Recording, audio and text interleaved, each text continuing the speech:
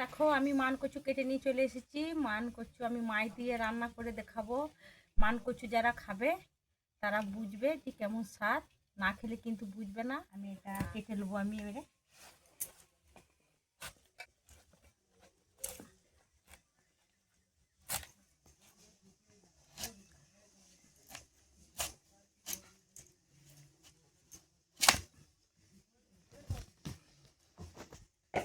এটাকে আমি মোটামুটি করে ছালটা ছাড়িয়ে নেবো। আর একটা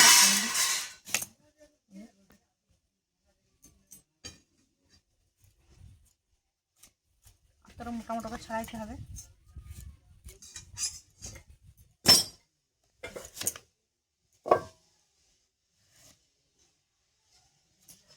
এরকম সাইজ করে নেবো। আর এটাই মেলাই। আর দেখো আমি ভালো করে ধুয়ে নিয়েছি। আমি এখানে ভাত পেয়ে নেবো।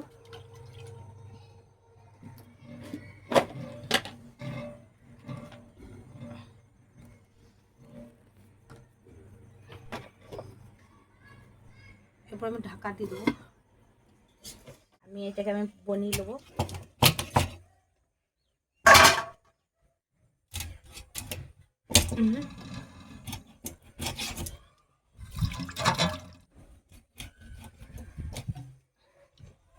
এরকম পিস করে নেবো আমি। আর এখানে একটা পেটি বেরোবে আমার।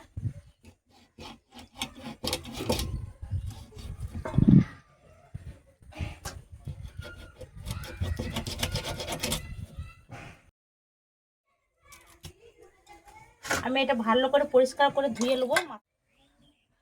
আমি এটাকে তুলে নেবো।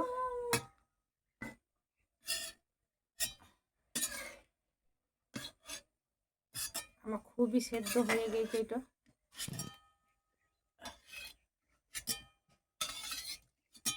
আমি ধুয়ে নিয়ে চলে এসেছি। নুন হলুদ মাখিয়ে দেবো।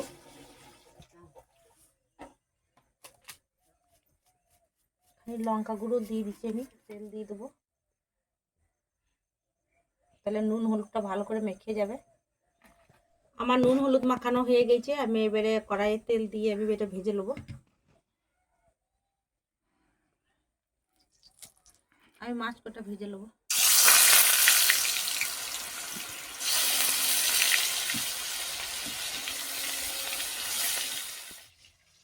আমি এই কটাকে বেটে নেবো।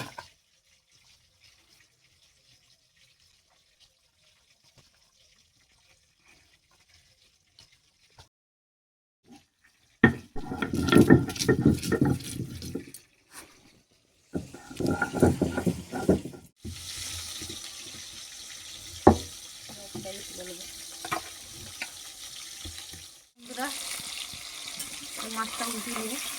খুব সুন্দর আমার ছেড়ে যাচ্ছে।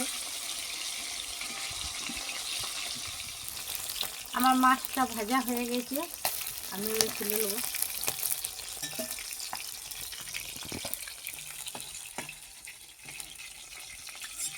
আমি এবারে পেঁয়াজটা আমি দিয়ে দেবো। ভেজে নেবো। পেঁয়াজ কোটা আমার অনেকটা ভাজা হয়ে গেছে। আমি এরকম আদা রসুন পেটে রেখেছিলাম, সেটা আমি দিয়ে দেবো। আমি টমেটো বনে রেখেছিলাম একটু, সেটাও আমি দিয়ে দেবো।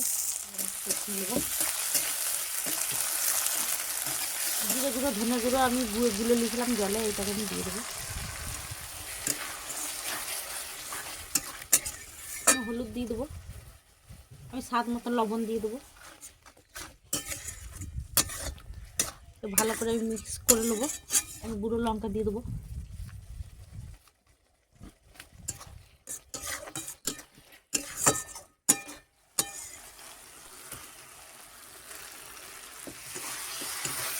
মান কচুটা আমি লাস্টে দেবো, লাস্টে দিয়ে শুধু আমি ফুটিয়ে নামিয়ে নেবো। মান কচুগুলো আমি বয়েল করে রেখেছিলাম সেগুলো আমি দিয়ে দেবো।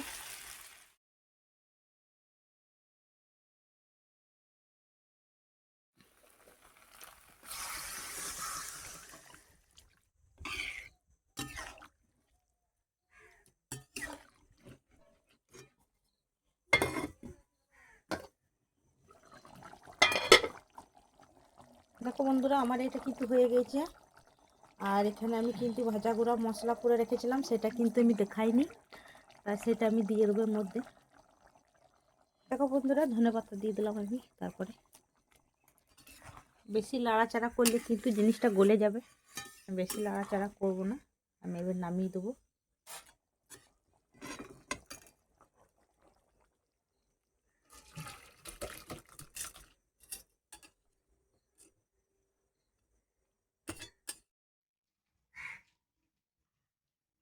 ব্যাপক সেদ্ধ হয়ে গেছে।